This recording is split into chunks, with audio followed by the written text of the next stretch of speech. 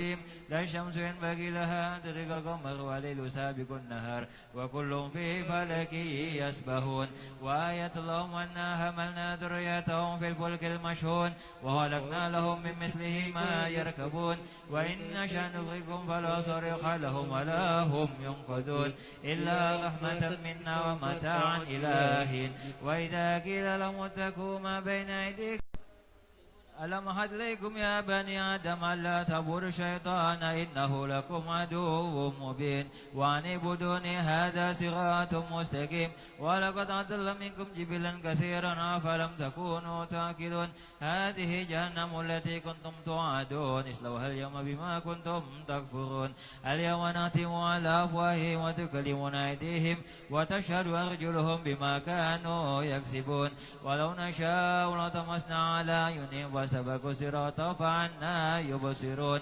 ولو نشاء لمسعناهم على مكانتهم فما استطاعوا مضيا ولا يرجعون ومن نؤمره ننكسه في الخلق أفلا يعقلون وما علمناه شعرا وما ينبغي له إن هو إلا ذكر وقرآن مبين لينذر من كان حيا ويحق القول على الكافرين أولم يروا أنا خلقنا لهم مما عملت أيدينا أنعاما فهم لها مالكون وذللناها لهم منها ركوبهم ومنها يأكلون ولهم فيها منافع ومشارب أفلا يشكرون واتخذوا من دون الله آلهة لعلهم ينصرون لا يستطيعون نصرهم وهم لهم جند مخضرون ولا يحزن قولهم إنا نعلم ما يسرون وما يعلنون أولم ير الإنسان أنا خلقناه من نطفة فإذا هو خصيم مبين وضرب لنا مثلا ونسي خلقه قال ما يحيي العظام وهي رميم ويحييها الذي أنشاها أول مرة وهو بكل خلق عليم الذي جعل لكم من الشجر الأخضر نارا فإذا أنتم منه توقدون أوليس الذي خلق السماوات والأرض بقادر على أن يخلق مثلهم بلى وهو الخلاق العليم إنما أمره إذا أراد شيئا أن يقول له كن فيكون بيده ملكوت كل شيء وإليه ترجعون صدق الله العظيم بسم الله الرحمن الرحيم الحمد لله رب العالمين والصلاة والسلام على أشرف الأنبياء المرسلين سيدنا ومولانا محمد وعلى آله وصحبه أجمعين اللهم إنا نستعيذك ونستغفرك دياننا وأبداننا وأنفسنا وأهلنا وأولادنا وأموالنا كل شيء أعطيتنا اللهم اجعلنا وإياهم في كنافك وأمانك وإياذك من كل شيطان مريد وجبار عنيد وذي بغي وذي حسد ومن شر كل شر إنك على كل شيء قدير اللهم جملنا بالعافية وسلامة وحققنا بالتقوى والاستقامة وأعذنا بمجيبة الندامة إنك سميع الدعاء اللهم اغفر لنا ولوالدينا وأولادنا ومشايخنا وإخواننا في الدين وأصحابنا ولمن أحبنا فيك ولمن أحسن إلينا والمؤمنين والمؤمنات والمسلمين والمسلمات يا رب العالمين وصل اللهم على عبدك ورسولك سيدنا محمد وعلى آله وصحبه وبارك وسلم وارزقنا كمال المتابعة له ظاهرا وباطنا في عافية وسلامة برحمتك يا أرحم الراحمين والحمد لله رب العالمين. الفاتحة سيدنا رسول الله صلى الله عليه وسلم. الفاتحة. أعوذ بالله من الشيطان الرجيم بسم الله الرحمن الرحيم الحمد لله رب العالمين الرحمن الرحيم مالك يوم الدين إياك نعبد وإياك نستعين اهدنا الصراط المستقيم صراط الذين أنعمت عليهم غير المغضوب عليهم ولا الضالين آمين.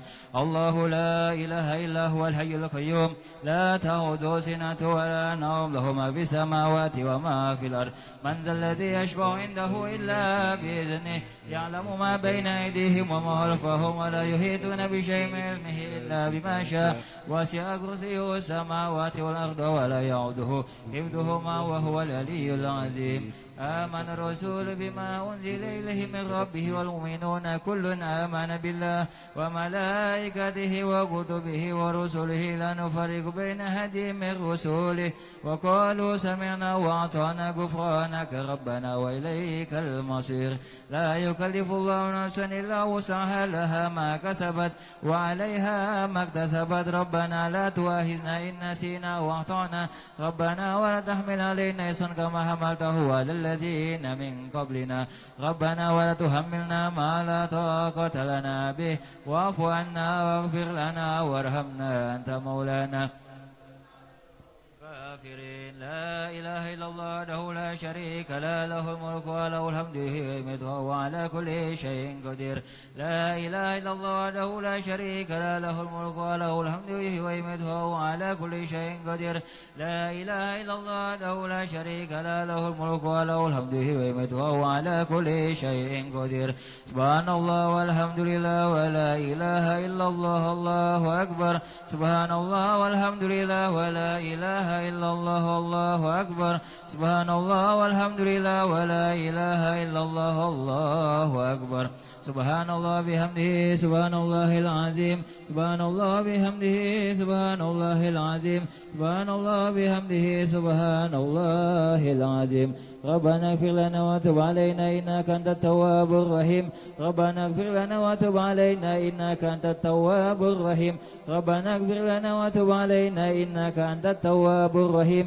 اللهم صل على محمد اللهم صل عليه وسلم اللهم صل على محمد اللهم صل عليه وسلم اللهم صل على محمد اللهم صل عليه وسلم أعوذ بكلمات الله التامات من شر ما خلق أعوذ بكلمات الله التامات من شر ما خلق أعوذ بكلمات الله التامات من شر ما خلق بسم الله الذي لا يضر مع اسمه شيء في الأرض ولا في السماء وهو السميع العليم بسم الله الذي لا يضر مع اسمه شيء في الأرض ولا في السماء وهو السميع العليم بسم الله الذي لا يضر مع اسمه شيء في الأرض ولا في السماء وهو السميع العليم رضينا بالله ربا وبالإسلام دين محمد نبيا رضينا بالله ربا وبالإسلام دين محمد نبيا رضينا بالله ربا وبالإسلام دين ومحمد نبيا بسم الله والحمد لله والخير والشر بمشيئة الله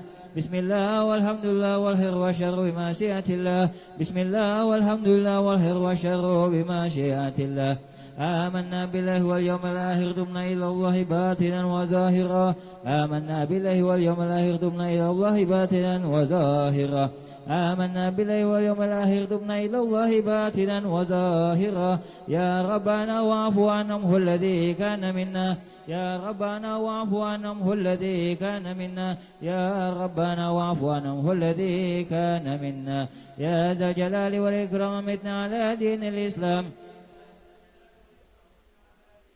يا ذا الجلال والإكرام متنا على دين الإسلام يا ذا الجلال والإكرام متنا على دين الإسلام يا ذا الجلال والإكرام متنا على دين الإسلام يا ذا الجلال والإكرام متنا على دين الإسلام يا ذا الجلال والإكرام متنا على دين الإسلام يا قوي يا متينك بشر الظالمين يا قوي يا متينك بشر الظالمين يا قوي يا متينك بشر الظالمين أصلح الله مر المسلمين صرف الله شر المزين أصلح الله مر المسلمين صرف الله شر المزين أصلح الله مر المسلمين صرف الله شر المزين يا علي يا كبير يا عليم يا قادر يا سميع يا بصير يا لطيف يا خبير يا علي يا كبير يا عليم يا قادر يا سميع يا بصير يا لطيف يا خبير يا علي يا كبير يا عليم يا قادر يا سميع يا بصير يا لطيف يا خبير يا فارج الهم يا كاشف الغم يا من لعبده يغفر ويرحم يا فارج الهم يا كاشف الغم يا من لعبده يغفر ويرحم يا فارج الهم يا كاشف الغم يا من لعبده يغفر ويرحم أستغفر الله رب البرايا أستغفر الله من الخطايا أستغفر الله رب البرايا أستغفر الله من الخطايا أستغفر الله رب البرايا أستغفر الله من الخطايا أستغفر الله رب البرايا أستغفر الله من الخطايا لا إله إلا الله لا إله إلا الله لا إله إلا الله لا إله إلا الله لا إله إلا الله لا إله إلا الله لا إله إلا الله لا إله إلا الله لا إله إلا الله لا إله إلا الله لا إله إلا الله لا إله إلا الله لا إله إلا الله لا إله إلا الله لا إله إلا الله لا إله إلا الله لا إله إلا الله لا إله إلا الله لا إله إلا لا إله إلا الله لا إله إلا الله لا إله إلا الله لا إله إلا الله لا إله إلا الله لا إله إلا الله لا إله إلا الله لا إله إلا الله لا إله إلا الله لا إله إلا الله لا إله إلا الله لا إله إلا الله لا إله إلا الله لا إله إلا الله لا إله إلا الله لا إله إلا الله لا إله إلا الله لا إله إلا الله لا إله إلا الله لا إله إلا الله لا إله إلا الله لا إله إلا الله لا إله إلا الله لا إله إلا الله لا إله إلا الله لا إله إلا الله محمد رسول الله صلى الله عليه وسلم وشرفه وكرمه ومجده وعظمه ورضي الله تعالى عن أهل بيته المطهرين وأصحاب المعتدين وتابعين لهم بإحسان إلى يوم الدين بسم الله الرحمن الرحيم قل هو الله أحد الله الصمد لم يلد ولم يولد ولم يكن له كفوا أحد بسم الله الرحمن الرحيم قل هو الله أحد الله الصمد لم يكن له كفوا أحد بسم الله الرحمن الرحيم قل هو الله أحد الله الصمد لم يلد ولم يولد ولم يكن له كفوا أحد بسم الله الرحمن الرحيم قل أعوذ برب الفلق من شر ما خلق من شر غاسق إذا وقب ومن شر النفاثات في العقد ومن شر حاسد إذا حسد بسم الله الرحمن الرحيم قل أعوذ برب الناس مالك الناس إله الناس من شر الوسواس الخناس الذي يوسوس في صدور الناس من الجنة والناس الفاتحة روحي سيدنا وحبينا وشفينا رسول الله محمد بن عبد الله وآله وأصحابه وأزواجه وذريته وآله بيته وإلى روح سيدنا المهاجر الله محمد بن عيسى وأصوله وفروعهم أن الله يريد درجة في الجنة ويكسر مصيباتهم ويدعو حسناتهم ويفعلون بجاههم وينفعون بهم ويدعو علينا من بركاتهم وأسرارهم وأنوارهم وعلومهم ونفاتهم في الدين والدنيا والآخرة. الفاتحة. أعوذ بالله من الشيطان الرجيم. بسم الله.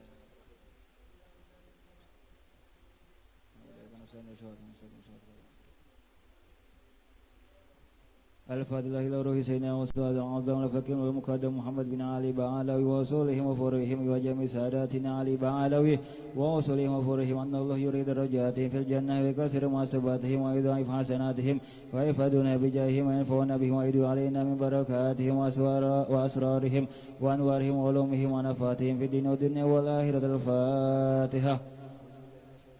بسم الله الرحمن الرحيم الحمد لله رب العالمين.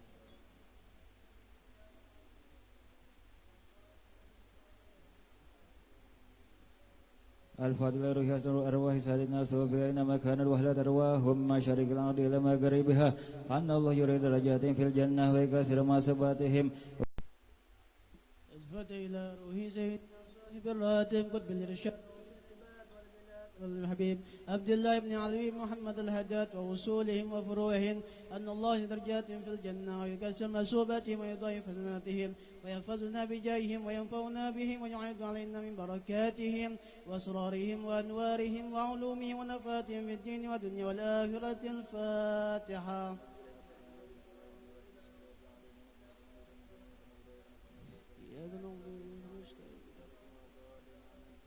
الفاتحة إلى أرواح كافة عباد الله الصالحين ووالدينا وشيخنا في الدين وذوي الحقوق علينا أموات من هذه البلدة من أهل لا إله إلا الله أجمعين وإلى أرواح أموات المسلمين وإياهم إلى يوم الدين أن الله يغفر لهم ويرحمهم ويفرج كروب المسلمين ويرحمهم ويشفي مرضاهم ويجمع سملهم على الهدى ويعلف ذات بينهم ويألف عليهم حيارهم ويصرف عنها سرارهم ويكفنا وإياهم سر الفتان والمحان والمعزين والمتعجين وبالقريب والبعيد بروح إسعارهم ويغز أمواترهم ويعد كل شاء منا منكم سعلا على الماء يرد الله رسوله فتح علينا فتح العارفين واختم لنا بالحسنى ورادنا بالخير واللطف والعافية وإلى حضرة النبي محمد صلى الله عليه وسلم. الفاتحة. أعوذ بالله من الشيطان الرجيم. بسم الله الرحمن الرحيم. رب العالمين الرحمن الرحيم مالك يوم الدين إياك نعبد وإياك نستعين اهدنا الصراط المستقيم صراط الذين أنعمت عليهم غير المغضوب عليهم ولا الضالين آمين. اللهم إنا نسألك رضاك والجنة ونعوذ بك من سخطك والنار. اللهم إنا نسألك رضاك والجنة ونعوذ بك من سخطك والنار. اللهم إنا نسألك رضاك والجنة ونعوذ بك من سخطك والنار. يا عليم السر منا لا تزغ ستر عنا وعافنا واعف عنا وكلنا حيث كنا. يا عليم السر منا لا تزغ ستر عنا وعافنا واعف عنا وكلنا حيث كنا. يا عليم السر منا لا تزغ ستر عنا وعافنا واعف عنا وكلنا حيث كنا. جزا الله عنا سيدنا محمد صلى الله عليه وسلم خيرا. جزا الله عنا سيدنا محمد صلى الله عليه وسلم وأهله. جزا الله عنا سيدنا محمد صلى الله عليه وسلم خيرا. جزا الله عنا سيدنا محمد صلى الله عليه وسلم وأهله. جزا الله عنا سيدنا محمد صلى الله عليه وسلم خيرا. جزا الله عنا سيدنا محمد صلى الله عليه وسلم وأهله. جزا الله عنا سيدنا ونبينا محمد صلى الله عليه وسلم أفضل ما جزى عن نبيا أمته. يا الله بها يا الله بها يا الله بحسن الخاتمة. يا الله بها يا الله بها يا الله بحسن الخاتمة. يا الله بها يا الله بها يا الله بحسن الخاتمة بالقبول.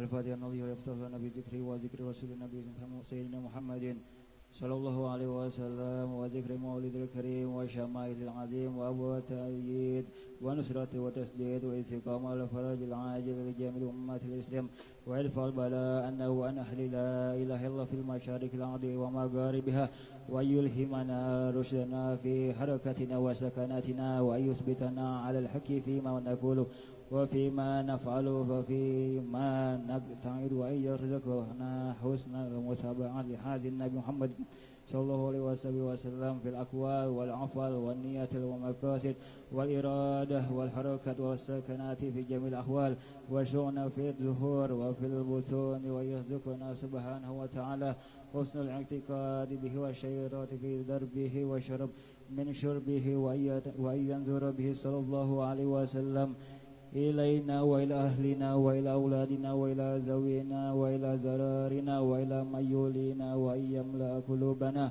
بأنوار الإيمان واليقين والمعرفة وأن يجعلنا سبحانه وتعالى ممن ارتضاهم الله لقربه وشرفهم بحقائق المعبودية للمحسنات الخالصة ويكين الأسوار ويصلح الشفاء والنجوى ويحققنا بحقائق التقوى ويسره صلى الله عليه وسلم في أمته ويجعلنا سبحانه وتعالى وأهلنا وأولادنا وأصحابنا وكرعينا له أن تجعلنا من أسعد الناس بذكره وذكر هذا النبي المصطفى ومن أسعد الناس بقربه وقرب هذا النبي المصطفى ومن أسعد الناس وبحبه وحب هذا النبي المصطفى وجعلنا من أسعد الناس بعناية وعناية هذا الحبيب المصطفى وجعلنا من أسعد الناس برضاه ورضا هذا الحبيب المصطفى صلى الله عليه وسلم وعلى آله وصحبه وسلم ظاهرا وباطنا في كل شأن وحال في الدنيا والبرزخ والآخرة وأجمعنا في الفردوس على وهو راض عنا وجعلنا له سبحان الخاطئ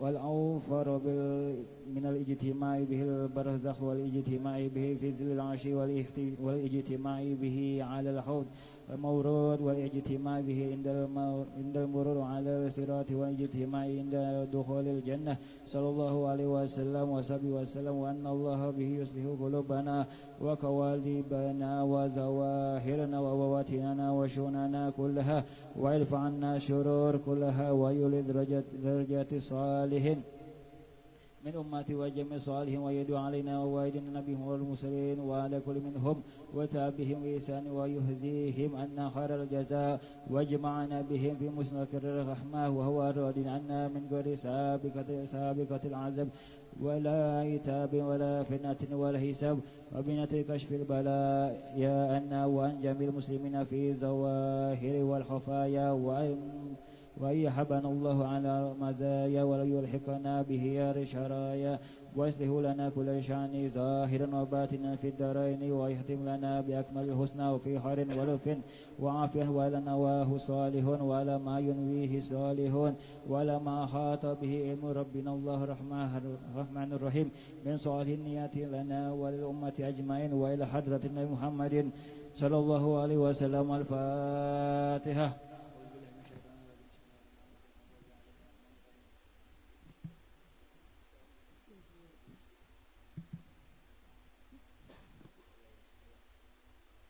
فيا أيها الراجون منه شفاعة صلوا عليه وسلموا تسليما. اللهم صل وسلم وبارك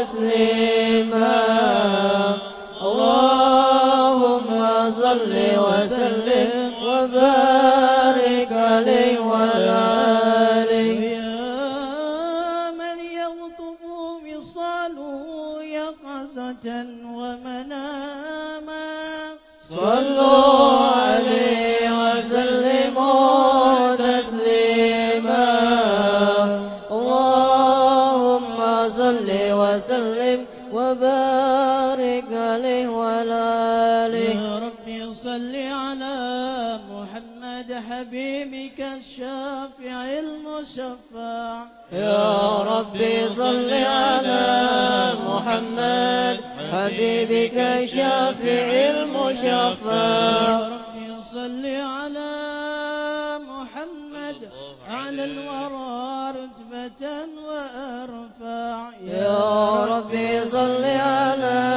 محمد على الورى رتبة وأرفع يا ربي صل على محمد اسم البرايا جاه وأوسع يا ربي صل على محمد اسم البرايا جحا وأوسع يا ربي صل على محمد واسم بنا ربي خير محيا يا ربي صل على محمد واسلك بنا ربي خير محيا يا ربي صل على محمد وعافنا واشفي كل موجع يا ربي صل على محمد وآفنا واشف كل موجع يا ربي صل على محمد وأسله الكلب وعفو وانفع يا ربي صل على محمد وأسه القلب وعفو وانفع يا ربي صل على محمد واغفر المعادي واسرف واردع يا ربي صل على محمد واغفر المعادي واسرف واردع يا ربي صل على محمد نهل في الحسن كالممنع يا ربي صل على محمد نحن بحسنك الممنع يا ربي صل على محمد رب رضا أن رضاك نرفع يا ربي صل على محمد ربي عنا رضاك أرفع يا ربي صل على محمد واجعل لنا في الجنان مجمع يا ربي صل على محمد واجعل لنا في الجنان مجمع يا ربي صل على محمد رب بنا خير خلقك اجمع يا ربي صل على محمد رفيق بنا خير خلقك اجمع يا ربي صل على محمد يا ربي صل عليه وسلم يا ربي صل على محمد يا ربي صل عليه وسلم اللهم صل وسلم وبارك عليه وعلى آله أعوذ بالله من الشيطان الرجيم بسم الله الرحمن الرحيم إنا فتحنا لك فتحا مبينا ليغفر لك الله ما تقدم من ذنبك وما تأخر ويتم نعمته عليك ويهديك صراطا مستقيما صلى الله عليه وينصرك الله نصرا عزيزا لقد جاءكم رسول من أنفسكم عزيز عليه ما عنتم حريص عليكم بالمؤمنين رؤوف رحيم صلى الله عليه. فإن تولوا فقل حسبي الله لا إله إلا هو عليه توكلت وهو رب العرش العظيم. صلى الله عليه. إن الله وملائكته يصلون على النبي اللهم صل يا عليه. أيها الذين آمنوا صلوا عليه وسلموا تسليما. اللهم صل وسلم وبارك عليه وعلى آله. اللهم صل وسلم على سيدنا محمد اللهم صل عليه. وعلى آل سيدنا محمد. صلاة الله ذي الكرم على المختار بالقدم محمد صاحب الحرم نبينا مصطفى العالم. صلاة الله ذي الكرم على المختار بالقدم محمد صاحب الحرم نبينا مصطفى العالم. صلاة الله ذي الكرم على المختار بالقدم محمد صاحب الحرم نبينا مصطفى العالم. إمام الأنبياء الكل سريف الفرع والعسل. إمام الأنبياء الكل سريف الفرع والعسل. حميد القول والفعل زميل الخلق والسيم. صلاة الله ذي الكرم تمحى المختار بالقدم. صلاة الله ذي الكرم على المختار بالقدم. رب الحسن كمله وبالأنوار جمله. ورب الحسن كمله وبالأنوار جمله. وسرى فهو اطله على الأقوان كلهم. صلاة الله بالكرم على المختار بالقدم محمد صاحب الحرم نبينا مصطفى العالمين. حبيبي إنني حائد ولقيا مصطفى قادم.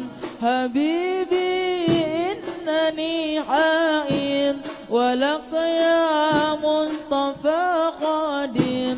وربي في الفؤاد غنم وقلبي فيك ذو إمام. صلاة الله ذي الكرم على المختار بالقدم محمد صاحب الحرم نبينا مصطفى العالم. جمال الوضح حيمني ونور الحد تيمني. جمال الوضح حيمني ونور الحد تيمني. حول الآن أغرمني أمين نوم والظلم. صلاة الله ذي الكرم على المختار بالقدم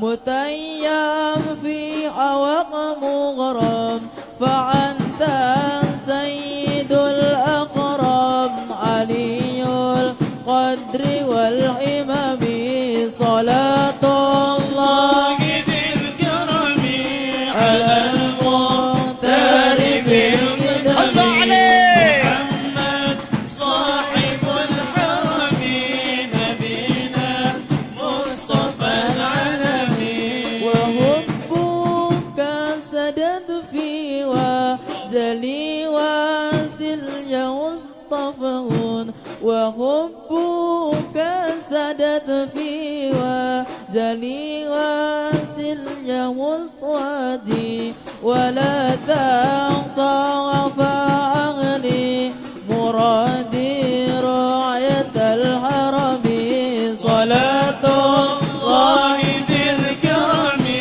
على المختار بالكتم محمد صاحب الحرم نبينا المصطفى العالمي أقول لفرحتي تسيل غدا نرحل إلى الجبل أقول لفرحتي تسير غدا نرحل إلى الجبل ونبلغ غاية عملي بموقف مبلغ صلاة الله ذي الكرم على المختار بالكتاب الله محمد صاحب الحرم نبينا مصطفى العالمين وبعد الفرد مطلوبي ومقصودي مرغوبي وبعد الفرد مطلوبي ومقصودي ومرغوبي وكل نحو مغتوبي إمام الغرب والعجم صلاة الله ذي الكرم على المختار بالقدم محمد صاحب الحرم نبينا مصطفى العالمين اللهم صل وسلم وبارك عليه وعلى آله. اللهم صل وسلم وبارك عليه وعلى آله. الحمد لله الذي هدانا بعبده المختار من دعانا إليه بالإذن وقد نادانا لبيك يا من لنا وهدانا صلى عليك الله بارئك له لولائه عنوانا والتابعين لهم بسرك ما هدى هادي المودة هيج الأشجانا والله ما ذكر الحبيب لدى المهب إلا وأضحى والها النشوانا أين المحبون الذين عليهم بذل النفوس مع النفائس هانا لا يسمعون سير المشفع وارهف الآذان وانسد إلى أوصاف طه مولاي صل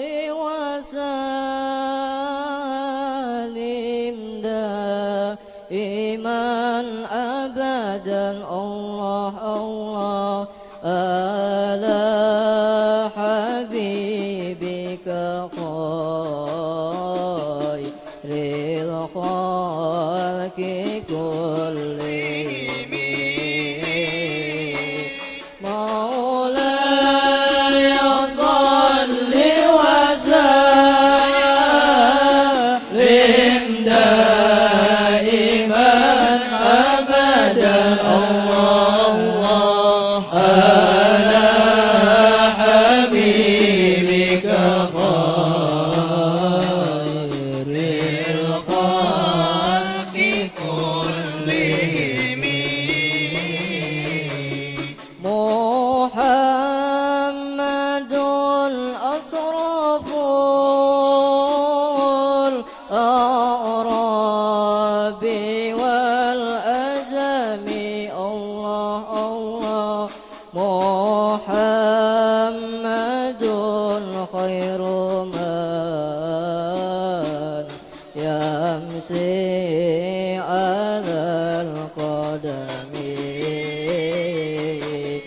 مولى الخلق كلهم محمد تدرس لله قاتبة الله الله محمد صديق الوالي والكلم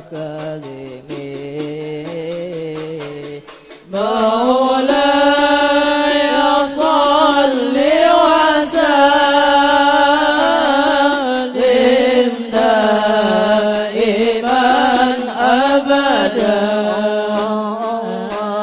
على حبيبك خير الخلق كلهم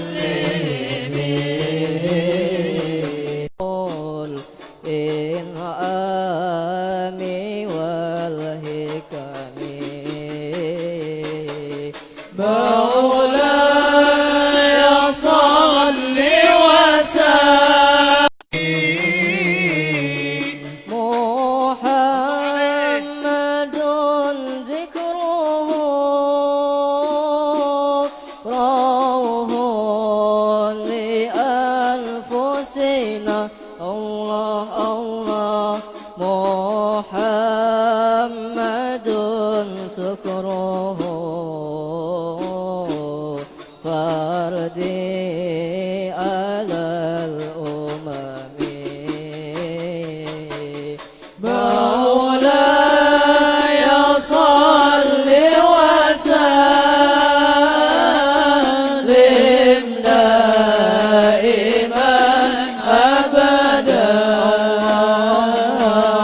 على حبيبك خير الخلق كلهم محمد زينة الدنيا وبهجتها الله الله محمد كشف الظلمات والظلم مولاي صل وسلم دائما أبدا على حبيبك خير الخلق كلهم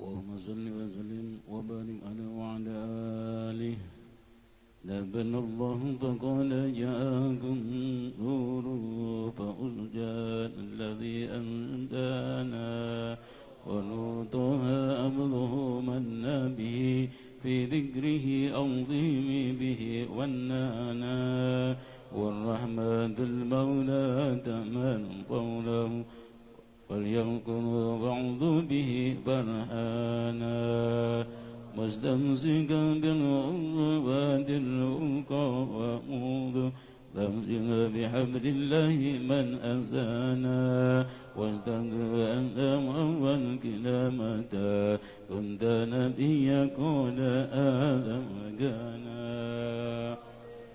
بين الضرب وبين الماء فاستغفر من غملة الأنذى وكنت يضغانا وانظر إلى أثراب الرب لم يزل يمرك بين الإيال مصانا لم تكن يكن من سمعتني إلا أنا في خيرها حتى بروز الآناء الأحيار من حيار قد خرجتم من نكاكير إلي صانا ظهر الله حمله دره وما بروك ذكري إنسانا بحب بذكره ونزري وانتقوني رب العرش قد أوصانا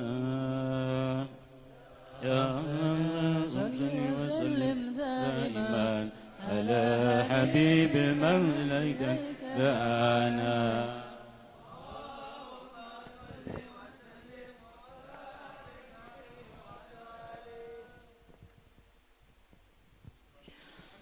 يا آل بيت النبي السيد العربي لكم مددت يدي ففرج كربي لكم مددت يدي ففرج كربي يا آل بيت النبي السيد العربي لكم مددت يدي ففرج كربي لكم مددت يدي ففرج كربي ما دمتم بين يديكم فهان مددي ما دمتم بين يديكم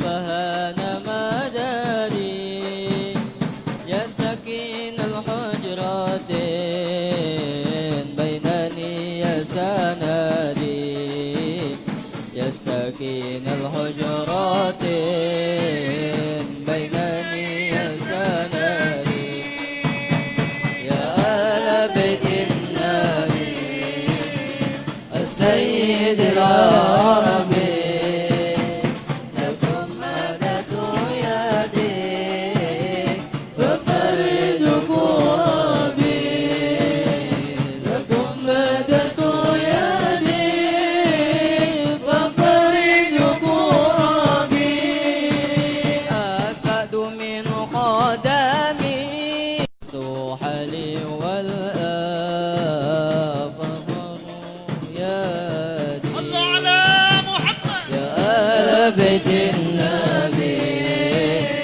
السيد العربي الله عليك لكم مددت يدي ففرج كربي لكم مددت يدي ففرج كربي أنتم حياتي إذا شاهدتكم حضارا أنتم حياتي إذا أنتم حضارا وإن تجبتم غائب الروح من جسد وإن حجبتم غائب الروح من الله على جسد محمد يا آل بيت النبي السيد العربي لكم مددت يدي ففرج كربي لكم مددت يدي ففرج كربي أسعد من خدمي ما دمت قديمكم أسعد من خدمي ما دمت قديمكم والبست حالي والأفراح طوع يدي والبست حالي والأفراح طوع يدي يا آل بيت النبي السيد العربي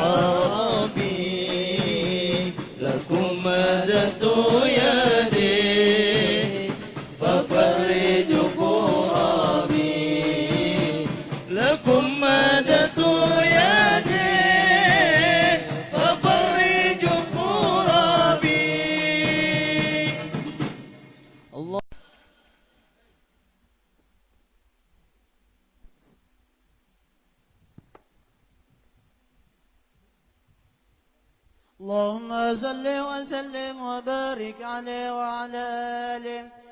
هذا وقد نسر الإله نعته في الكتب بينها لنا تبيانا. أخذ ميثاق النبيين لما أتيتكم من حكمة إحسانا.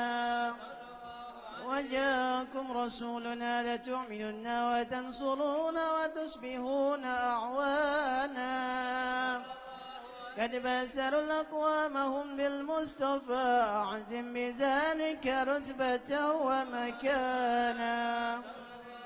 فهو وإن جاء الأخير مكجم يمشون تحت لواء من نادانا. يا أمة الإسلام أول شاف ومشفع أنا قد طلعت وأنا. حتى أنادى ارفع صوت قل وكل يسمع لك نجم فهرك بانا. ولياء حمد الله جل بيدي والأولا آتي الآن الجنانا. وأكرم الخلق على الله أنا فلقد هباك الله منه حنانا. ولسوف يعطيك فترضى جل من معط تكاشر عن عطاء نحانا. بالله كرم ذكر واشف محمد كيما تزيها عن القلوب الرانا. يا ربنا صل وسلم دائما على حبيبك من إليك دعانا. اللهم صل وسلم يا رسول الله سلام عليك يا رفيع شاني والدرج.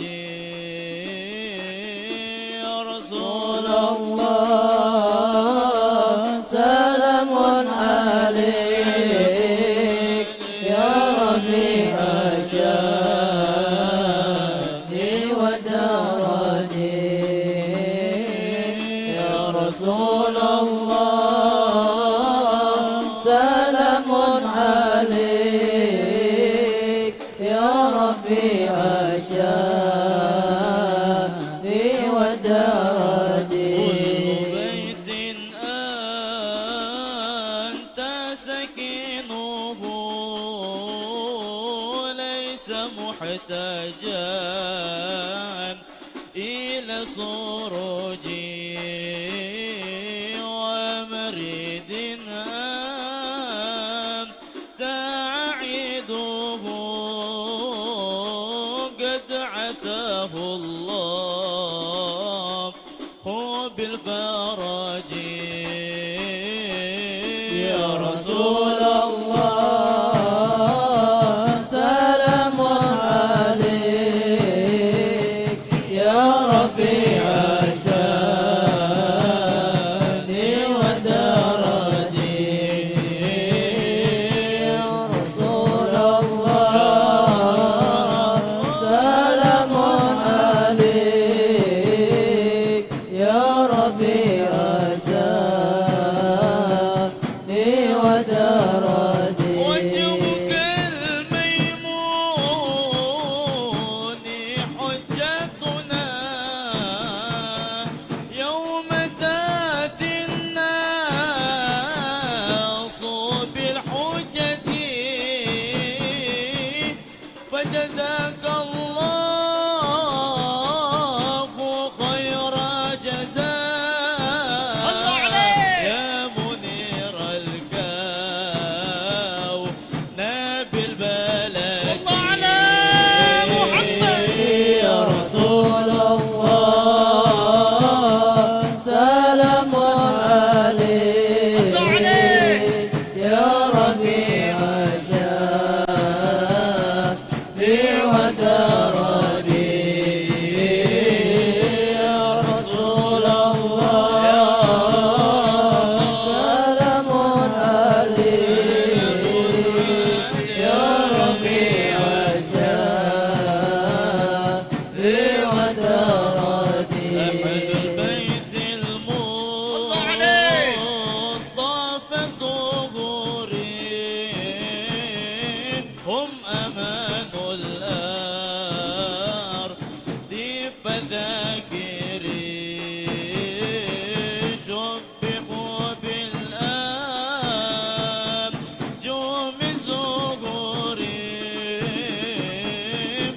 مثل ما قد جاء في صنعه. الله على محمد يا رسول الله سلام عليك يا رفيع الشان والدرجين.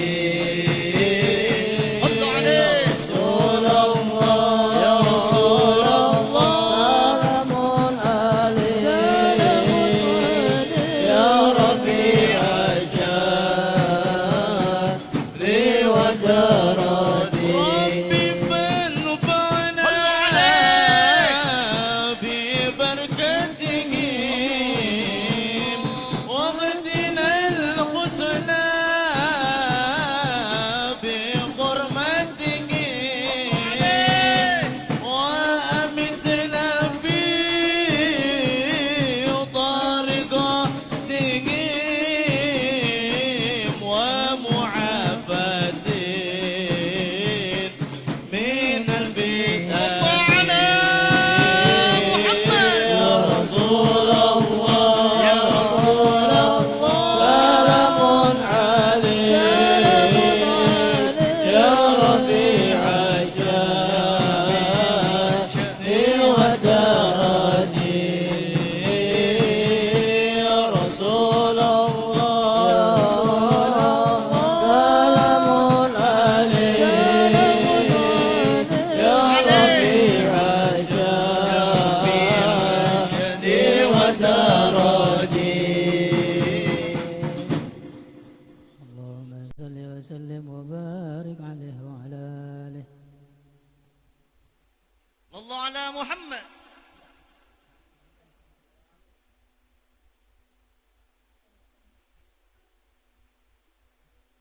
اللهم صل وسلم وبارك عليه وعلى آله.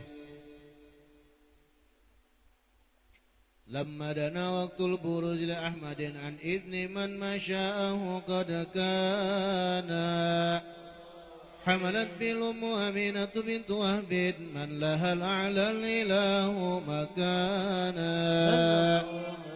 من والد المختار عبد الله بن عبد المطلب رأى البرهان قد كان يغمر نور طه وجهه وصل إلى الابن المصون عيانا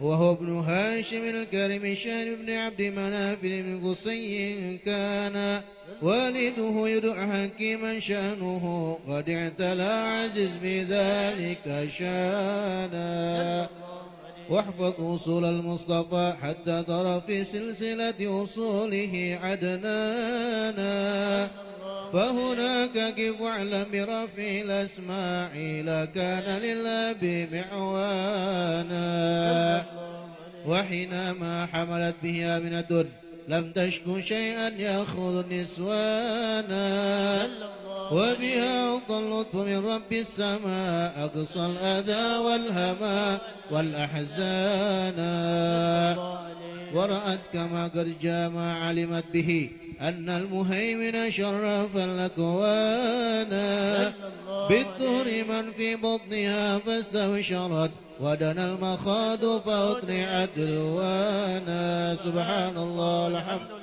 ولا إله إلا الله الله أكبر سبحان الله والحمد لله ولا إله إلا الله سبحان الله والحمد لله ولا إله إلا الله سبحان الله الحمد لله ولا إله إلا الله ولا حول ولا قوة إلا بالله العلي العظيم في كل لحظة عبدا خلقه ورد نفسي وزنة عرشي وذا كلماته وتجلت أنوار من كل جهاته فوقت ميلاد المشافي حانا وقبل فجر أبرز شمس الهدى ظهر الحبيب مكرما وغصانا صلى الله على محمد صلى الله عليه وسلم صلى الله على محمد يا ربي صل وسلم.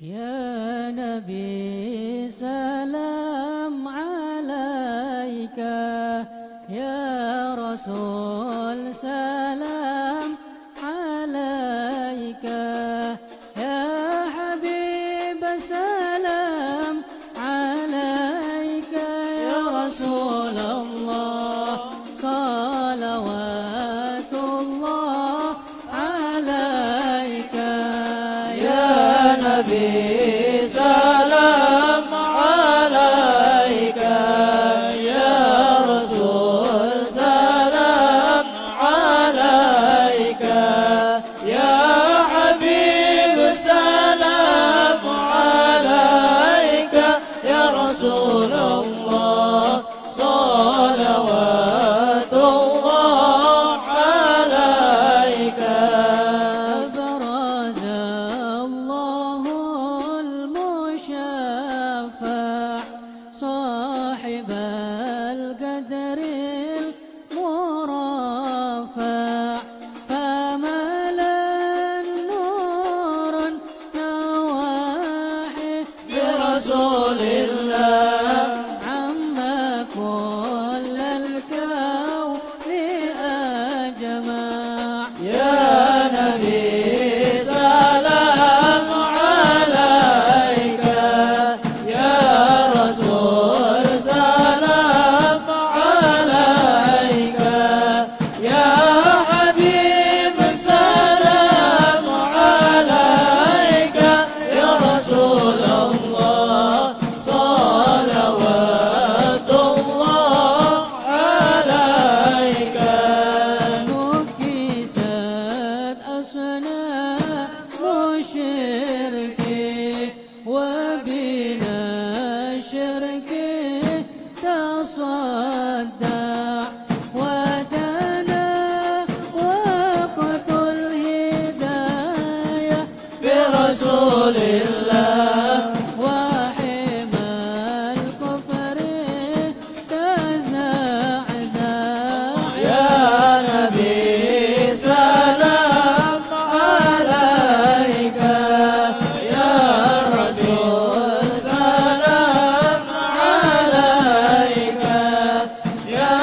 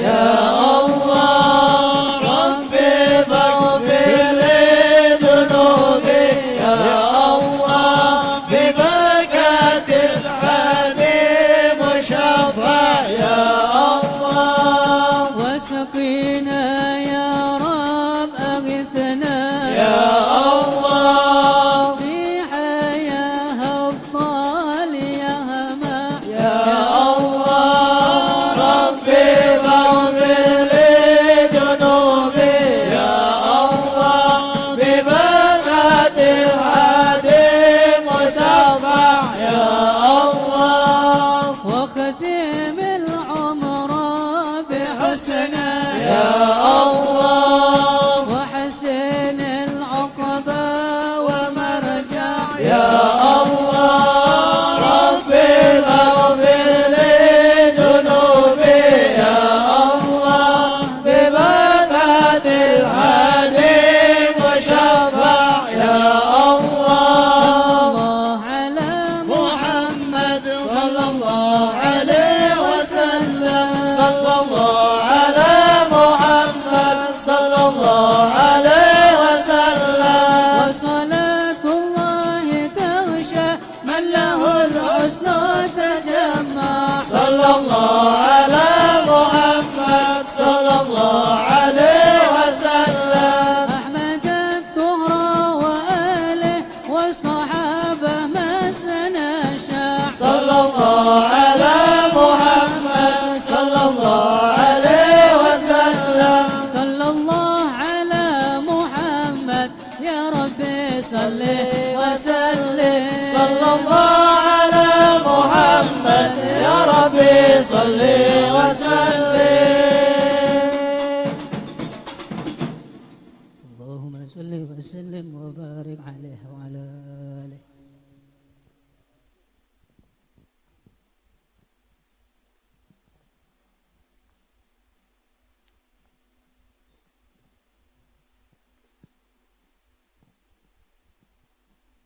بسم الله الرحمن الرحيم الحمد لله رب العالمين اللهم صل وسلم على سيدنا محمد وعلى آله وصحبه أجمعين ولقد أشرت لنعت من أوصافه تحيي القلوب تهيج الأشجان والله قد أثنى عليه فما يساوي القول منا ويكون ثنانا لكن هبا في السرائر قد دعا لمده صفوة ربنا وهدانا وإذ امتجزنا بالمودة ها هنا نرفع أيدي فقرنا ورجانا للواحد الأحد العلي إلهنا متوسلين بمن إليه دعانا مختاره وحبيبه وصفيه زين الوجود به الإله هبانا يا ربنا يا ربنا يا ربنا بالمصطفى اقبلنا أجب دعوانا أنت لنا يا زخرنا في هذه الدنيا وفي أخرانا أصلح لنا الأهوال واغفر ذنبا فرعانا واربط به في كل حال حبلنا وهبال من ودى ومن والانا والمحسنين ومن أجاب نداءنا وذوي الحقوق وطالبا أوصانا والحاضرين والساعيا في جمعنا ها نحن بين يديك أنت ترانا ولقد رجوناك فحقق سؤلنا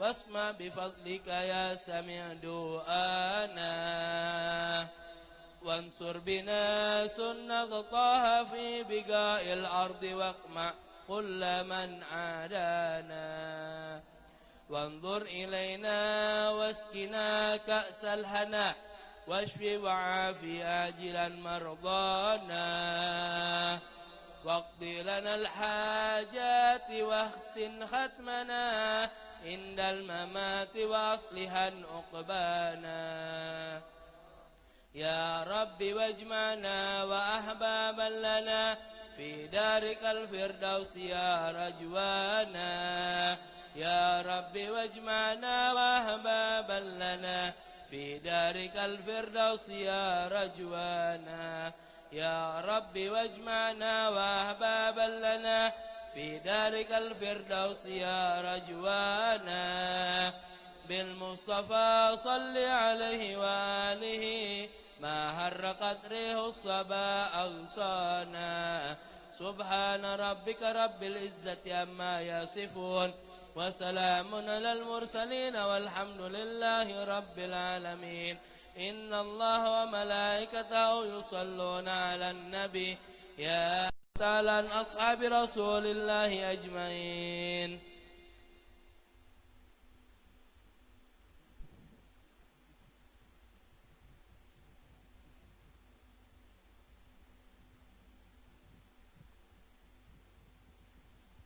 أعوذ بالله من الشيطان الرجيم بسم الله الرحمن الرحيم قل هو الله أحد الله الصمد لم يلد ولم يولد ولم يكن له كفوا أحد بسم الله الرحمن الرحيم قل هو الله أحد الله الصمد لم يلد ولم يولد ولم يكن له كفوا أحد بسم الله الرحمن الرحيم قل هو الله أحد الله الصمد لم يلد ولم يولد ولم يكن له كفوا أحد الله أكبر لا إله إلا الله والله أكبر بسم الله الرحمن الرحيم قل أعوذ برب الفلق من شر ما خلق من شر غاسق إذا وقب من شر النفاثات في العقد ومن شر حاسد إذا حسد الله أكبر لا إله إلا الله والله أكبر بسم الله الرحمن الرحيم قل أعوذ برب الناس مالك الناس إله الناس من شر الوسواس الخناس الذي يوسوس في صدور الناس من الجنة والناس الله أكبر لا إله إلا الله والله أكبر ولله الحمد بسم الله الرحمن الرحيم الحمد لله رب العالمين الرحمن الرحيم مالك يوم الدين إياك نعبد وإياك نستعين اهدنا الصراط المستقيم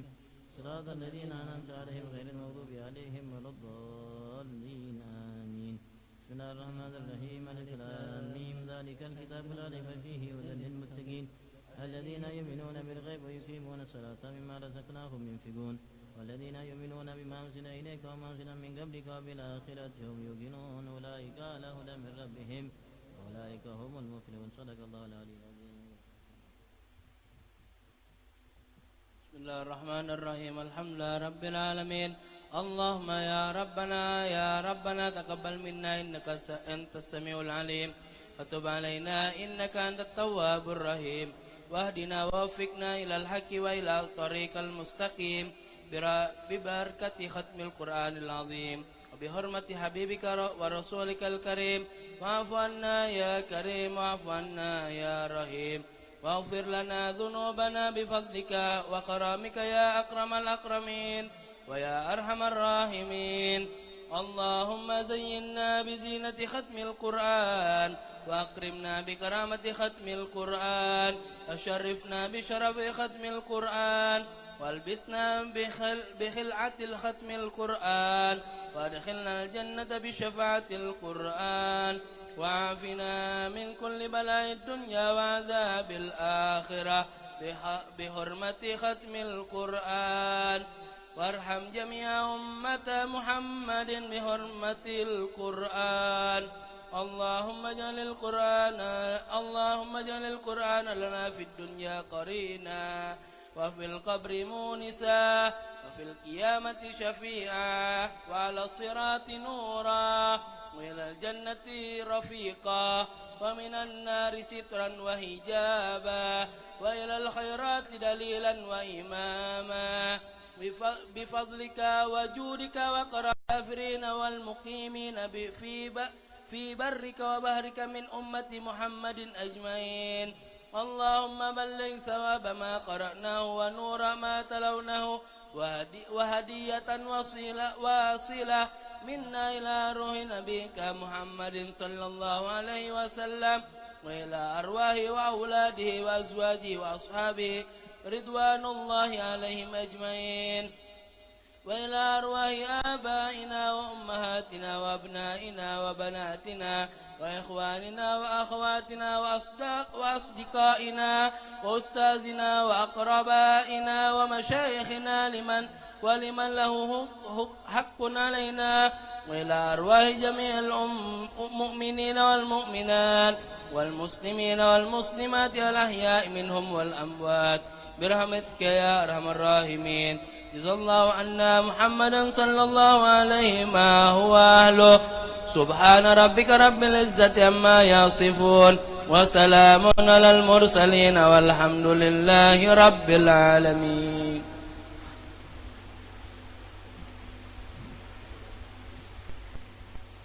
الحمد لله رب العالمين حمدا يوفي نعمه ويكافئ مزيدا. اللهم صل وسلم وبارك على سيدنا محمد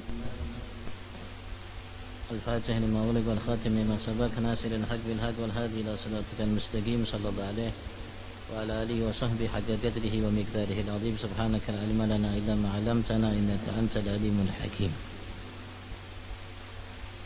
الحمد لله. Jika suatu majelis dihadiri oleh lebih diharapkan bagi yang hadir untuk mendapatkan rahmat dari Tuhan ya Allah Subhanahu wa taala.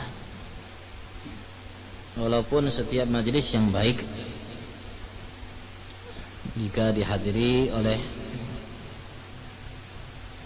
masyarakat atau manusia-manusia, orang-orang, maka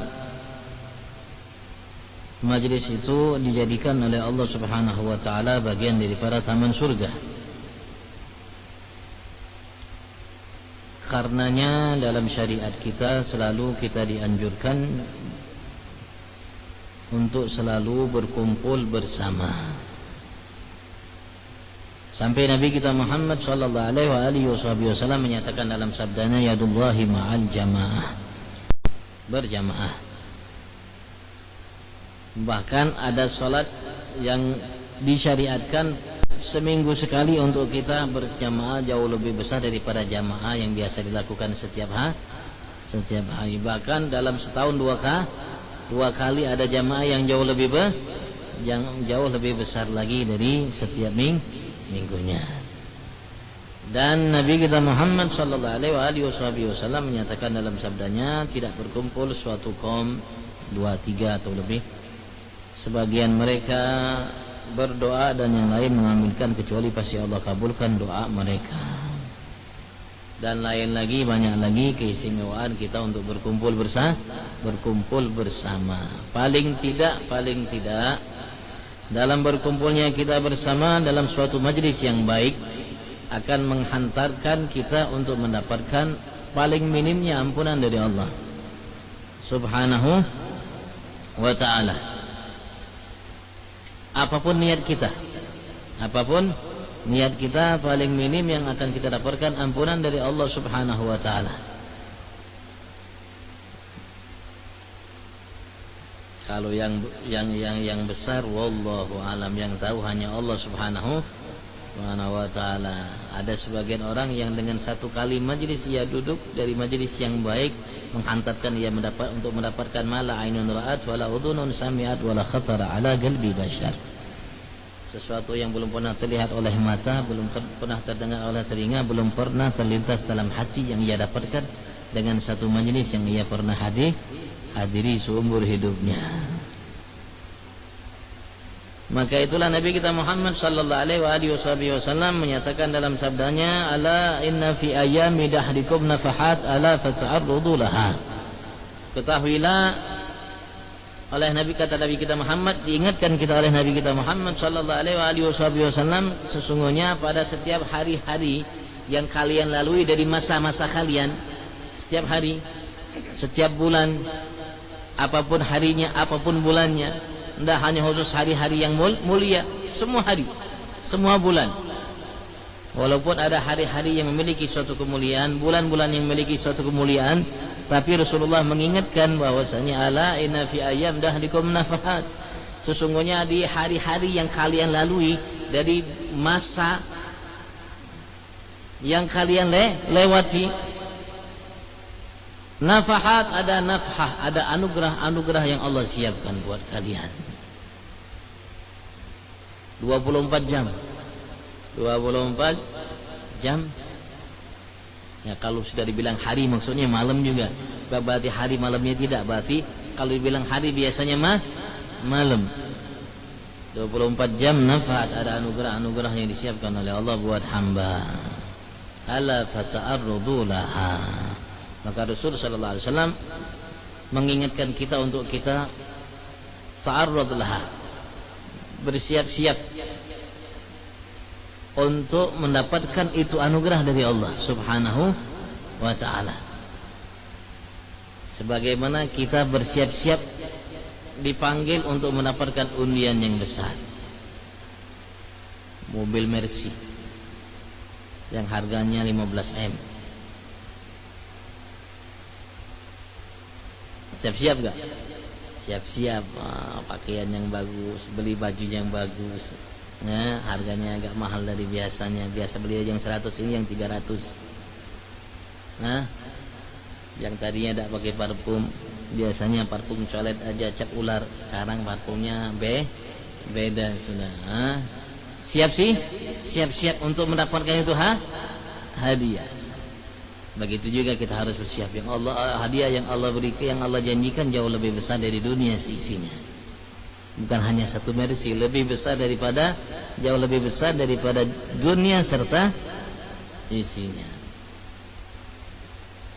Nah, di antara ta'arud kita, siap-siap kita untuk menghadang itu anugerah, menyambut kedatangan itu anugerah dari Tuhan kita Allah, ya kumpul kita bersama. Kumpul kita bersama, karena ketika kita berkumpul bersama ini, insya Allah alhamdulillah, yang tak baik itu biasanya tidak ingat, hilang. Hilang dari batin kita, lahir kita. Alhamdulillah yang tak baik mata kita mungkin tadinya melihat ABC, telinga, keangkut dan sebagainya. Alhamdulillah ketika kita duduk di majlis baik. Hati kita pun baik terhadap kaum muslimin dan semua baik. Ini termasuk cara yang luar biasa untuk kita menghadang anugerah Allah Subhanahu wa ta'ala yang dijanjikan oleh Nabi kita Muhammad sallallahu alaihi wasallam. Tinggalkan rumah, walaupun di HP baik, kita buka pengajian, kita buka ceramah baik, tapi kita tidak dapatkan kebaikan yang kita dapatkan dengan hadirnya kita di majlis. Alhamdulillah, Masya Allah, mudahkan langkah kita untuk ke majlis. Sampai Rasulullah mengatakan, terutama hadir majlis ilmu ya, artinya ilmu yang baik. Hudur majlis ilmu khair min salati alfi raka'ah. Hadirnya seseorang di majlis ilmu lebih baik daripada salatnya seseorang 1000 rakaat sunnah. Andaikan malam hari ini ada seorang yang salatnya 1000 rakaat sunnah, rakaat yang bagus, yang mantap rakaatnya, maka hadirnya kita di majlis ilmu di sisi Allah lebih baik daripada salatnya orang itu 1000 rakaat.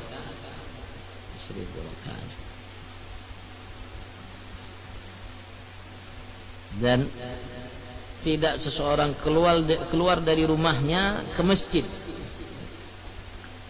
Kalau bahasa Rasulullah, ke masjid. Karena dahulu mereka para sahabat dan sampai sekarang banyak orang-orang yang menimba ilmu di masjid. Sebelum nampaknya pondok pesantren, adanya pondok pesantren, karena pondok pesantren baru. Di Hadramut pun pondok pesantren baru zaman Habib Ali bin Muhammad Hafsi Sahibil Maulid. Itu baru ada pondok, istilah pondok pesantren atau rubat.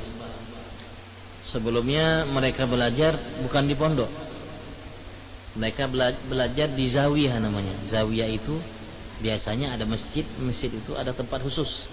Nah di situ mereka yang sekapasitas Imam Syafi'i, ulama, artinya memang betul-betul ulama.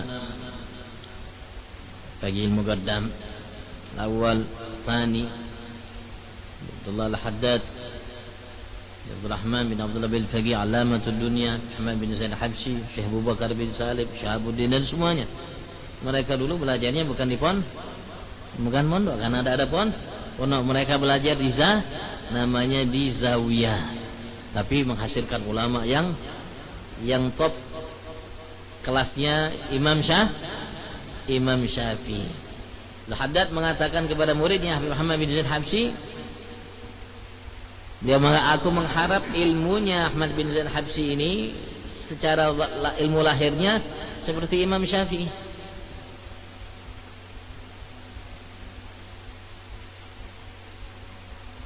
Baru setelah itu timbul pondok di zaman Habib Ali bin Muhammad bin Husain Al-Habsyi. Jadi ke masjid atau ke tempat yang mana di situ dia sengaja untuk mengajarkan ilmu yang baik atau mempelajarinya, maka Allah jadikan pahalanya seperti seorang yang menunaikan ibadat haji yang sempurna hajinya. Teman di sini dari rumah sengaja untuk menuntut ilmu, sampai yang lebih baik daripada 1000 rakaat, samping malaikat menaungi, samping dosa nanti diampuni, maka Allah akan berikan pahala seperti orang yang menunaikan ibadat haji. Begitu juga kalau haji berarti umrah yang sempurna. Dan banyak lagi yang dijanjikan oleh Nabi kita Muhammad sallallahu alaihi wasallam dengan hadirnya kita di majlis. Sampai Nabi kita Muhammad mengatakan dan menamakan majlis itu taman surga. Taman surga. Karena ada kesamaan yang Allah berikan kepada kita yang hadir di majlis dengan yang Allah berikan kepada orang yang ada dalam surga. Orang yang ada di surga itu tidak akan mungkin orang masuk ke dalam surga kecuali kalau sudah diampuni semua dosanya. Begitu juga orang di majlis. Ampuni Allah, ampuni dosanya. Asyhadu ya malaikati anni qad ghafartu lahum qad buddilat sayyi'atuhum hasanat. Allah mengatakan dalam hadis qudsi, Allah mengatakan kepada malaikatnya, wahai para malaikatku, saksikan kalian semua berataan bahwasanya aku telah ampuni mereka dan aku gantikan sebanyak kesalahannya dengan kebaikan. Majlis. Masya Allah. Sini tempat kita menimba ilmu. Kalau memang tidak sempat antum ke pondok pesantren, sini sempat antum menimba ilmu. Dan tidak sedikit orang Indonesia, ulama-ulama yang Indonesia, mereka tidak belajar di pondok, tapi mereka hanya belajar di majlis. Datang mungkin ke rumah-rumah ulama-ulama, jadi ustadz yang kapasitasnya mungkin bisa jauh lebih baik daripada yang mondok.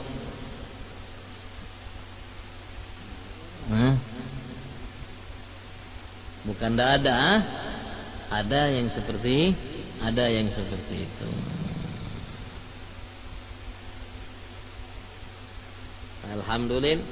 Alhamdulillah, artinya Allah berikan kesempatan buat semua.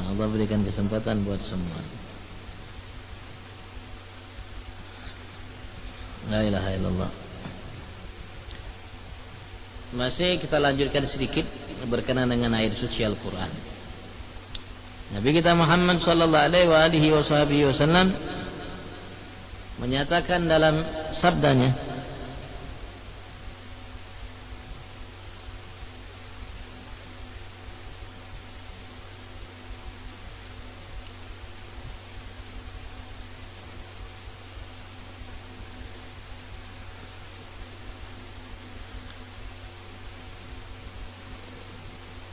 bahwasanya rumah yang di situ dibacakan Al-Quran akan mendatangkan, membuat seseorang jauh dari Tuhannya Allah Subhanahu wa taala, itu bisa disebut, dipanggil dengan syaitan.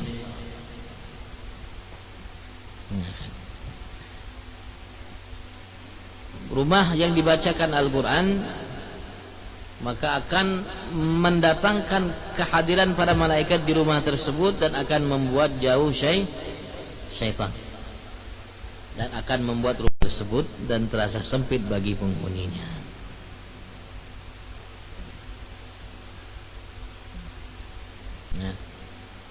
Itu rumah tempat tinggal kita. Begitu juga rumah yang ada dalam tubuh kita, hati kita. Kalau kita membaca Al-Quran, insya Allah hati kita akan terus didatangi silih berganti malaikat-malaikat Allah yang selalu membisikkan kita, mengilhamkan kita sesuatu hal-hal yang baik, dan membuat syaitan yang selalu membisikkan, menggoda, merayu kita menjauh dari.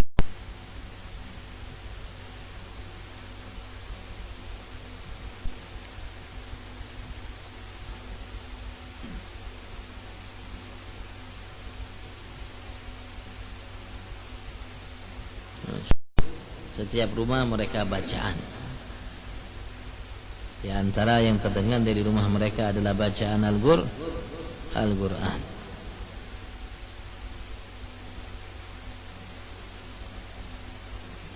Jika diriwayatkan di sini, karena Umar bin Khattab radhiyallahu anhu idza dakhala al-bait nashara al-mushaf faqara'a fihi.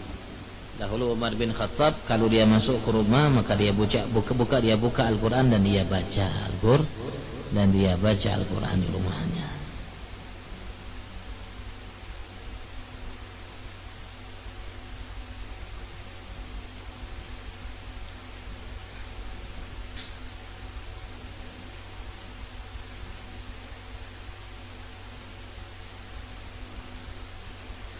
Dan Sayyidina Utsman bin Affan beliau mengatakan, ma uhibbu an ya'tiya alayya yawmun wala layla illa anzur fi kitabillahi ta'ala, yakni qira'ah fil mushaf. Aku tidak suka, tidak senang untuk datang terhadapku hari, siang begitu juga malam, kecuali aku melihat Al-Qur'an dan membacanya. Artinya ketika di siang hari aku membaca Al-Quran, di malam hari aku membaca Al-Quran, itu adalah saat-saat waktu-waktu yang paling yang paling kucinta, yang paling kusenangi.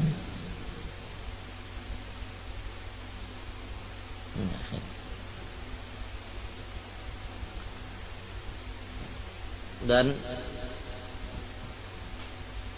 kebaikan itu, terutama Al-Quran, itu harus dipaksa. Begitu juga semua kebaikan yang lainnya itu harus dipaksa untuk kita membiasakan diri kita. Awalnya dipaksa, nanti kalau sudah terbiasa maka dia tidak perlu lagi ada paksaan. Dan kadang-kadang kalau kita lewatkan, kita merasakan sesuatu yang amat berat sekali karena kita lewatkan tanpa kita melakukannya. Dan termasuk sesuatu amalan yang cukup repot adalah baca Al-Quran, terutama di akhir zaman, terutama yang punya HP Android atau yang ada medsosnya. Biasanya lebih suka baca-baca yang ada di medsos daripada baca Al-Quran. Buka WhatsAppnya, buka Facebooknya, buka IG-nya, buka YouTube-nya, Twitter dan lain sebagainya. Lebih hobi buka-buka itu, baca itu, status itu, berita itu, yang lagi viral itu dan lain sebagainya, sehingga menjauhkan ia untuk membaca dan membuka Al-Quran.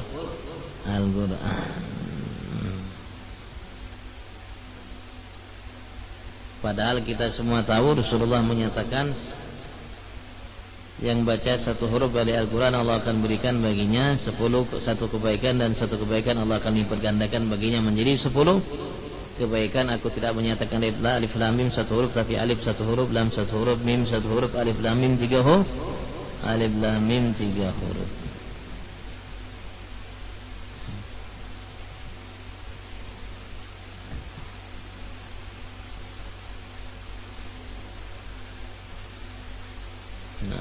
Berpegang teguh setelahnya dengan Al-Quran dan Sunnah, atau Al-Quran dengan anak cucunya ahli baitnya Nabi besar Muhammad sallallahu alaihi wa sahbihi wasallam. Al-Quran dan Al-Quran ketika dibaca, cahayanya akan memantul kepada diri kita, karena setiap hurufnya cahaya. akan memantul ke diri kita, memantul ke mata kita, memantul jadi memekas sekujur tubuh kita, ke ruh kita, ke jiwa kita. Kalau memang kita baca dan betul kita baca.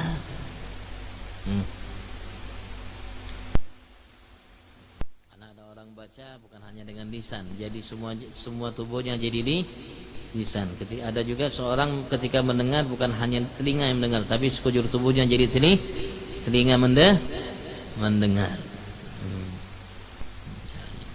Ini cahaya itulah yang akan memantul. Maka itu Sayyidah Rabi'atul Adawiyah ketika umurnya mulai senja, beliau minta digalikan kuburnya dan beliau baca dalam kuburnya atau di atas kuburnya, dan ia Al-Quran, dan ia hatamkan kurang lebih 7.000 atau 8.000 kali Al-Quran untuk menerangi kuburnya. Ketika ia menempatinya, kuburnya sudah terang, tidak perlu lagi baru cari penerang kuburnya. Tidak mengharapkan orang yang hidup di atasnya yang mendoakannya, membacakannya, mengirimkan hadiah baginya dan lain sebagainya.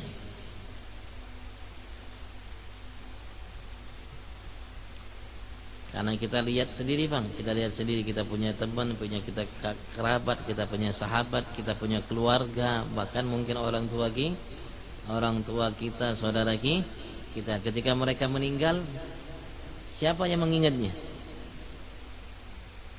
Ketika mereka meninggal, siapa yang mengingatnya?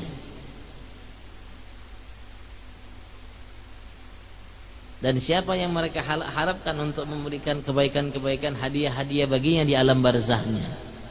Coba kita lihat aja, kita lihat aja.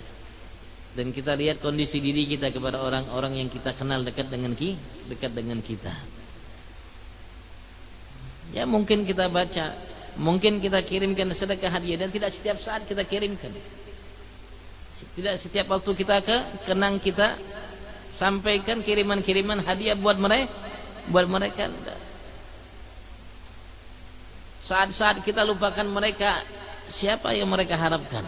Dan apa yang mereka harapkan kalau bukan amal yang mereka lakukan ketika mereka hidup di atas dunia? Salatnya, Al-Qur'annya, puasanya, zakatnya, sedekahnya, haji umrohnya, dan yang lainnya. Itu yang akan menemani mereka di alam barzahnya. Itu yang akan menghibur mereka di alam barzahnya. Sementara yang lain ya wallahu a'lam. Ya, kita harus berusaha ya, sedikit demi sedikit,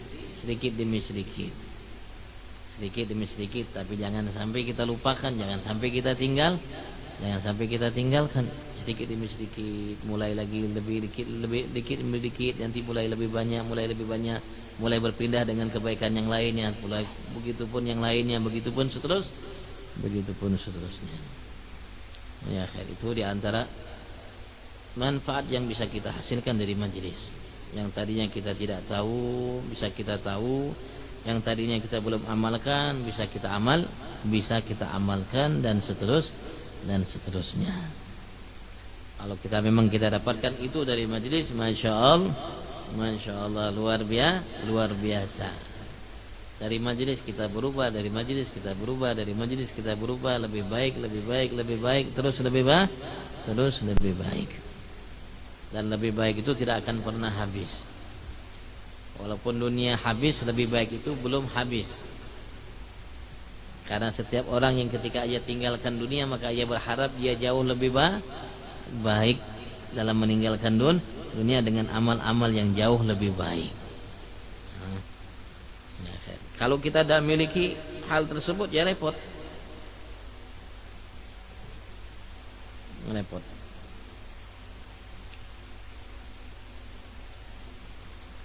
Kita mencari siapa yang akan menghibur kita di alam barzah kita, siapa yang akan menerangi alam barzah kita, sementara kita sudah lagi berbuat beramal, hanya sekedar mengharapkan belas kasihan selain kita. Kalau memang kita mendapatkannya, kalau enggak,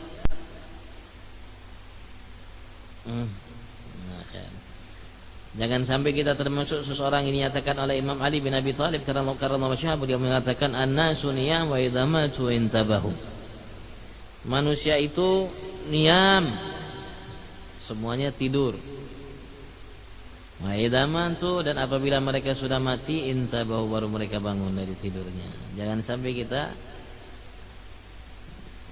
jadi orang-orang bagaikan tidur, tidak tahu apa yang harus dia lakukan, tidak tahu bagaimana dia berbuat baik, tidak tahu bagaimana dia berbuat amal-amal kebaikan, tidak tahu harus melaksanakan ketakwaan kepada Tuhannya. Allah tidak tahu. Tidak tahu.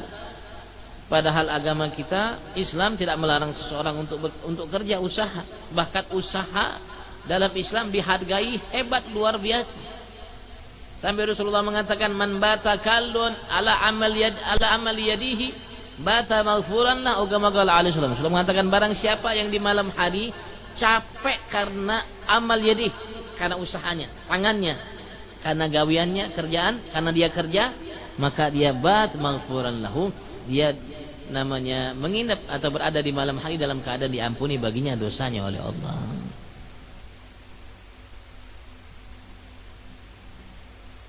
Tapi jangan sampai amal kerja yang kita lakukan itu menghalangi kita dari kebaikan. Bahkan sebetulnya kerjaan apapun itu selagi tidak di dalam syariat itu merupakan modal untuk kita berbuat kebaikan di dalamnya.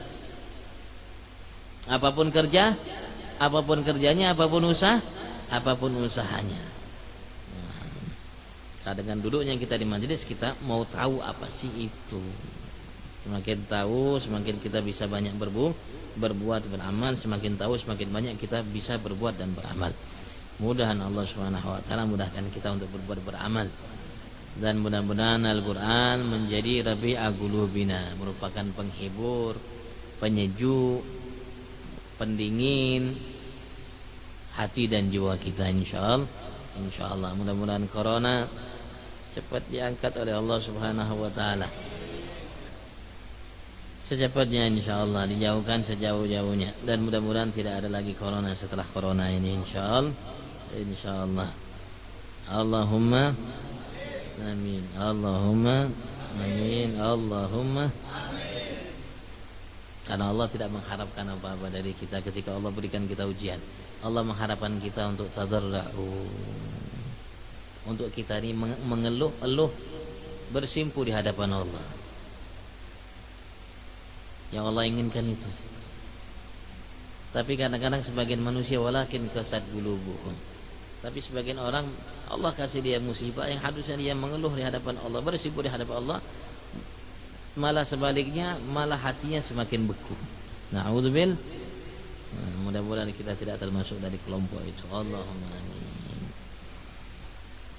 Dalam Ahmad bin Nasir, insyaallah Muhammad, Allah berikan mereka panjang umur, sehat afiat, disampaikan segala hajat insyaallah, sampaikan segala hajat insyaallah, dijagakan anak, istri, keluarganya insyaallah oleh Allah Subhanahu wa taala, diluaskan rezekinya, diberkahi insyaallah rumah tangga majelisnya dan apa yang dimiliki olehnya, dan mudah-mudahan diberikan sehat afiat jasmani rohaninya. Allahumma amin. Dan mudah-mudahan semua kita, banyak yang bujang-bujang yang sudah waktunya, mudah-mudahan cepat menikah, cepat dinikahi insyaallah, agar tidak mubadzir hari-hari, waktu-waktu, nafas yang dilaluinya. Yang sudah memiliki rumah tangga mudah-mudahan jauh lebih mawaddah, rahmah, sakinah rumah tangganya, dan dijauhkan dari segala hal yang membuat rusak rumah tangganya insyaallah, rumah tangga. Allahumma amin. Bismillahirrahmanirrahim. Alhamdulillahirabbil alamin. Allahumma shalli wa sallim wa barik ala sayyidina Muhammad wa alihi wa sahbihi ajmain. Ya Rabbana antarafana bi annana nagtarafana وأننا أسرفنا على لظى شرفنا فتب علينا توبة تغسل لكل حوبة واستر لنا العورات وآمن الروعات واغفر لوالدينا ربي ومولودينا والأهل والإخوان وسائر الخلان وكل ذي محبة أو جيرة أو صحبة والمسلمين أجمعين ربي أسمع فضلا وجودا لا باكتساب منا بالمصطفى الرسول نحظى بكل سول بالمصطفى الرسول نحظى بكل سول بالمصطفى الرسول نحظى بكل سول صلى وسلم ربي عليه عند الحب وآله وصحبه عداد طرس صحبي والحمد لله في البدء والتناهي حمدا كثيرا دائم محبة سائم الفاتحة.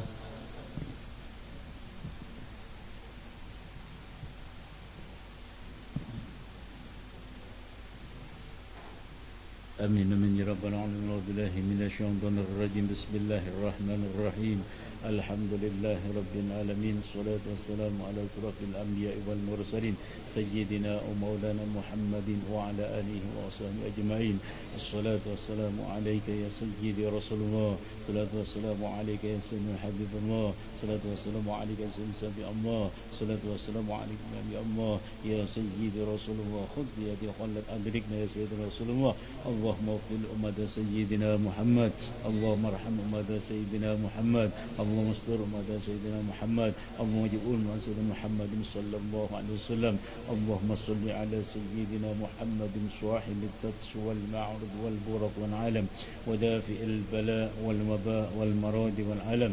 اسمه طاهر مطهر مؤثر منور من اسمه مكتوب مرفوع موضوع القلم شمس الضحى بدر دجى نور الهدى مصباح الظلم أبي القاسم سيد القرنين وسافئ الثقلين سيدنا محمد صلى الله عليه وسلم سيد الأراضي والأزم نبي الحرمين محمد المشرق والمغربين. فيا أيها المستكون إلى رؤية جماله صلوا عليه وسلموا تسليما.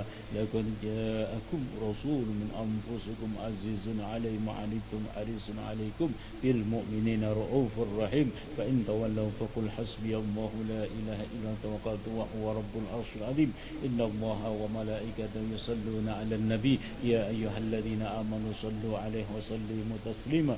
اللهم يا الله يا دائم على البرية يا باصل بالعطية يا صلب السنية صل وسلم على سيدنا محمد خير ورسجية وانفر لنا كل أسية. اللهم صل على نور الأنوار وصير الأسرار وتليك الأحيار وامتك باب اليسار سيدنا ومولانا محمد المختار وآل أطهار وأسب الأحيار عدد نعم أفضاله. اللهم صل على سيدنا محمد صلاة تغفر بها الذنوب وتصلح بها القلوب وتنطلق بها النصوب وتلن بها الصعوب وعلى آله وصحبه ومن إله منصوب. يا الله يا رحمن يا رحيم يا حنان يا منان فتح يا رجاء يا قيوم يا ذا الجلال والإكرام يا على التقوى المفروح توبة نصوحا. اللهم اغفر لنا ذنوبنا والوالدين وارحمهم كما ربهم صغارا ولجميع المؤمنين والمؤمنات والمسلمين والمسلمات الأحياء منهم يفقد الحجر. اللهم ربنا هب لنا من أزواجنا وذريتنا قرة أعين واجعلنا إماما. ربنا تقبل منا إنك أنت السميع العليم وتب علينا إنك أنت التواب الرحيم. ربنا آتنا في الدنيا حسنة وفي الآخرة حسنة وقنا عذاب النار ودخلنا الجنة مع الأبرار يا عزيز يا رب العالمين. فادري سبحانك رب العزة والحمد لله رب العالمين. بشر الفاتحة.